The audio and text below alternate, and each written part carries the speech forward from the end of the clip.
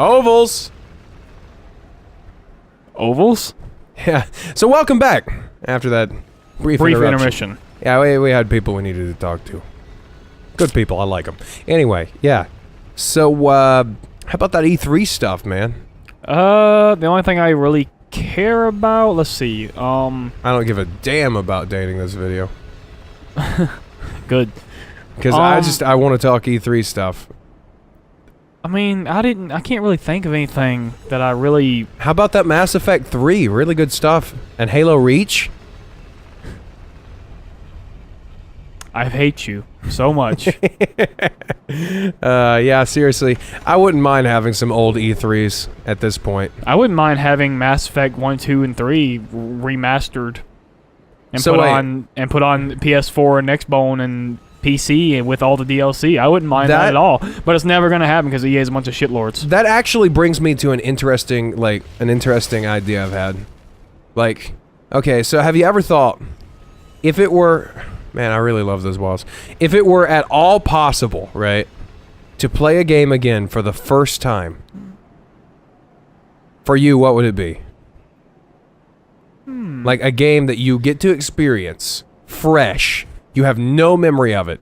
If you could experience a game again for the first time, what would it be? Witcher 3. Really? Yeah. I've heard that it's really good. It is really good. I love it. I played a little bit of Witcher 1, a little bit of Witcher 2. I need to probably go back and through and play them again. But at first, when Witcher 3 first got announced, I didn't have a, well, now it's current gen. I didn't have a PS4 or an Xbox One, so I didn't really care. But then I got a PS4 and I was like, yo, this game looks really cool. Looks really, really cool. And then I started playing it, you know, without actually knowing anything about, you know, not really hearing anything about how great the story was or how great the gameplay was or anything like that. And it just blew me away. So, either that or probably Mass Effect 1. I figured you'd say Mass Effect, which is why I brought it up. I might even go as far as say Halo 1 because just... Yeah, that's a good one. Just because of how different it was, considering I never played a first-person shooter before. Okay. When I first played it, because I was in, like, first grade. Yeah, Halo 3 would probably be the most economic for me. Because the amount of time I spent in Halo 3 when it was still, like, a fresh concept... Yeah.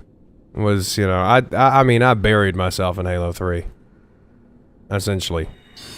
But, I would actually have to say, if I could pick one game to experience new, it would actually be this one.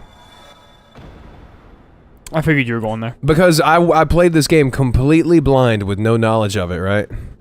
Like, I didn't know anything about this game when I first played it. Yep. I was so late to the party, you know? And, when I finally did get to play it, I had just moved out and I was living on my own next to a train. But basically all I did was, like, I worked and I came home and I played this.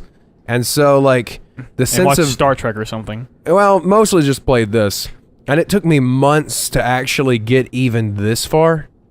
Because I wasn't very good at the game. And you didn't know what the fuck you were doing. But, like, since I was living on my own for the first time and not really doing much, and I don't know, it's like, it really paired up nice with the feeling of isolation in Dark Souls 1, which is why I always say that if you really want to experience Dark Souls 1 the way it's meant to be played, you should play it alone. Like, really. Like, if you've seen any part of this game and said, oh, that's an interesting shadow just sitting there in the window pane. Like, if you've seen one any of those guys, or is that... Yeah, it's one of those guys. That's really weird. Yeah, it is strange. Like, if there's any part of this game you've seen that piques your interest, you should probably just go play it. I'm fairly certain probably anybody watching this right... Well, that worked. Rip in peace, sir. Wow. I'm fairly certain that anybody watching this has probably already played this game, but if you haven't, I can't recommend it any higher because this game asks more from you and gives more back than anything else. The sense of wonder, the sense of awe, the sense of presence, it's just, this is a master class game. This is also a game that has that you can play how you want to. Yeah, well, sort of. There are things that are much better. Alright, dude. I think he committed seppuku on the way down.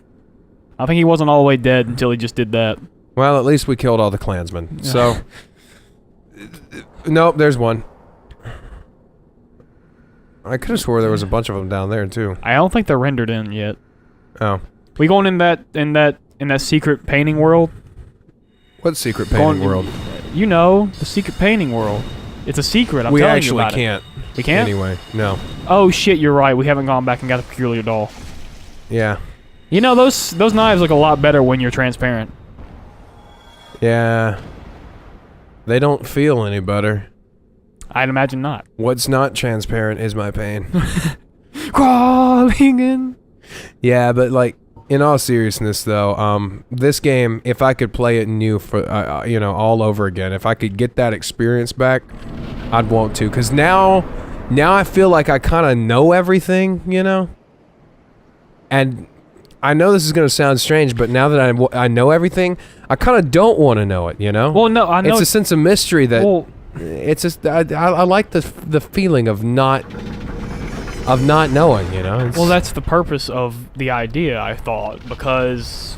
It was left vague on purpose. Well, you know, when I go into playing Mass Effect for the first time, I had no idea what the fuck was going on. I don't know who any of these new alien races are. I don't know who any of these people are. I don't know any of the things going on. Yeah, that was really cool. And it doesn't, you know... It doesn't line it out. It doesn't feel the you. same playing the game for the second or third time, you know. Yeah, because it's like, oh the first yeah, time I know you all these experience people. I something know is this the- race. is I always know the this most interesting person. thing. Yeah. Same thing with Witcher. You know, I hadn't experienced a whole lot of the Witcher series. I had a little bit. I knew a little bit of what was going on, but going through it and, you know, saying, oh, okay, there's this war going on. Okay, well, this going on between these nations. Okay. You know, all this and that. You know, you learn things. You're, like, learning about the world, learning about what's going on, learning about these people, learning about these different, you know, classes of people. I love mystery and subtle storytelling, which is probably why this is the one. Either that or Shadow of the Colossus for me. That's a real... Speaking of... Yeah, that remake. HD remake, Shadow of the I Colossus. didn't care about anything shown at E3 until Sony's press conference. And It's they true. showed that Shadow of the Colossus remake. And then they mentioned 2 new Metroids, and I don't know, I'm not hyped. But that Shadow of the Colossus remake. I know it's weird to hear that coming from me, but I don't trust him with Metroid anymore, Kelly. Well, let's get to the good part. Essentially, what's going to happen is Brian's going to buy Shadow of Colossus HD, and he's going to play it on my PS4. I'll have to say, Sony is making a very strong case for owning a PlayStation console, even though I am primarily a PC gamer for PC both Master economy and accessibility, you know? Yeah. Well, I have... Wait, how long have I been human? I don't know. Since the Golem? Yeah. Since Yeah. the Iron Golem. Yeah. I've just been doing really good. Watch me retain my humanity through Ornstein and Smell. Ha, that's a good joke. Jump cut to death. No. Oh, hey, look, there's another friend. Yeah, it's just a gargoyle. Way though. over there. Yeah, That's the weak one. But, oh, he's the bitch one. He's the basically. he's the little... Oh, you get to fucking dodge Silver Knights here in a little bit. Yeah, what was it? Isn't there a boss that they reuse in this game that makes people mad? Was it the Asylum Demon? The Stray Demon. It's the Stray Demon. Oh, Some people got mad over the Stray Demon. Oh, because he was difficult, or because he? No, because he was a repeat. Well, he wasn't really. Well, yeah. I mean, see, technically, the he technically is. the Bell Gargoyles are a repeats. boss, and these guys are just reboots of them. Yeah, but I remember, I remember actually, I think it was Matthew Mitosis in his critique of Dark Souls actually said something to that effect, where it was that the only reason that people had a problem with the Bell Gargoyle, the Stray Demon being reused, was that they put a health bar at the bottom, right, and trapped you in the arena. Oh, where yeah, of course. nobody... Well, see, here's the thing. Nobody had a problem with the Bell Gargoyles getting reused. Literally, this was the Bell Gargoyles, right? Yeah. Nobody complained about that because they didn't pop up a boss health bar or anything. They just presented them.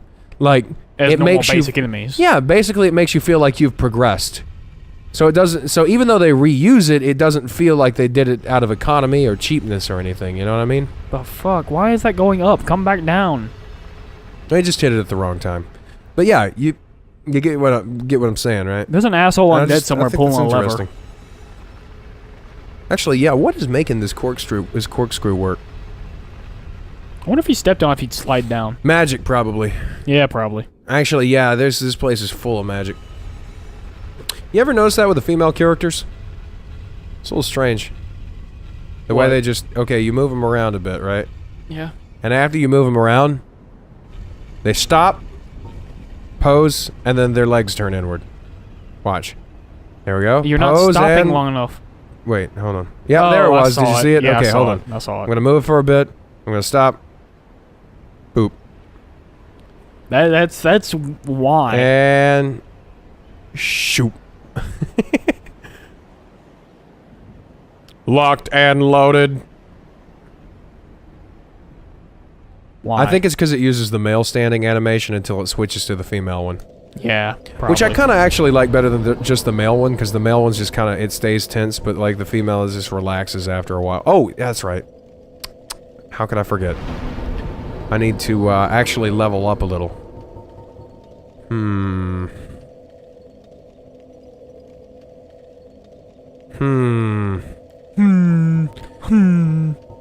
Yeah, that's my, I'm not sure. That's my Sigmire impersonation. That's your Sigmire impersonation? Yeah. He's a really cool guy. I like onions. Oh? It seems this elevator only goes down. Oh, that's Sigward. Yeah, wrong one. Wrong onion. Racist. Wrong onion. All onions look the same to me. Whoa. Man, this is 2017. Yeah, but I am excited. Or is it? Speaking of 2017, though, I am excited for that Shadow of the Colossus remake. I mean, sure, we've already had Shadow of the Colossus HD, but not a remake, you know? You know what I mean? Like, there's a difference between a remake and an HD remake. Yeah, obviously. You know? Have you noticed that most remakes do pretty good at it, actually? When a game's remade from the ground up. Sort of. Usually, right? Yeah. I'm trying to think of a bad one. I think that there was one that was trash, but like... Well, Halo C Anniversary that was pretty mediocre. Was pretty trash. But then Halo 2 Anniversary was great. Halo 2 Anniversary, they treated it like it was happening before Halo 5 started, and it was being told by the Arbiter, which I even though they retconned that story. Why? Yeah, you know that, right? They... Obviously I don't. Yeah, they retconned it because Halo 5 story had a bunch of massive rewrites before because Halo 5 story is shit. It's pretty bad, yeah. The only thing that made that game playable was the Arbiter, Buck, and fucking Blue Team, and Arbiter Locke. barely showed up. I actually really enjoyed Locke and Buck. Locke and Buck had a... they had kind of a buddy cop thing going on. I didn't really like Locke at first, but then I saw how he interacted with Buck, and I'm like, you know, this dude's pretty cool. Yeah. Because he wasn't super all business. He fucking, you know, he'd goof around, or wouldn't goof around, but you know what I mean. Yeah, buddy cop type thing with Buck. Yeah. And then the other two characters in Locke's squad were just... Tanaka and Vale. I think that they were good ideas, they just really didn't flesh them out at all. No. Like, I like the idea of Vale, you know? Vale was like this... Well, raised by elites or something? No, or she grew up on, like, Sang Helios? She was an anthropologist, like essentially, for, like, the elites, right? So, like, she studied their culture and their history. Right. So basically, she was like a cultural agent and also a historian, you know? So basically, she was raised... Well, not raised on Sang Helios. She just was there so long. She interned with the elites, yes. basically. Whoa. You know? What? Nothing. I was trying to make that sound dirty. But what, interning? Yes. Well, it is pretty dirty. Usually it's unpaid. Have you done an internship? No. They stink. Anyway. I bet they do. Yeah, it's pretty much. What about Tanaka, though? Wasn't she just, like, a buzzkill the entire time? No, Tanaka was a lot of fun, but she was just really How was dull. she fun? Well, basically, she just kind of was She just shit on Buck at every turn. Yeah, that's probably How dare my you only... have fun, Buck? Yeah, that's basically How dare my you only be, grumble with you know, Tanaka. interesting and try to, like, you know, just, you know... Great magic weapon was always right here. These clansmen are blind.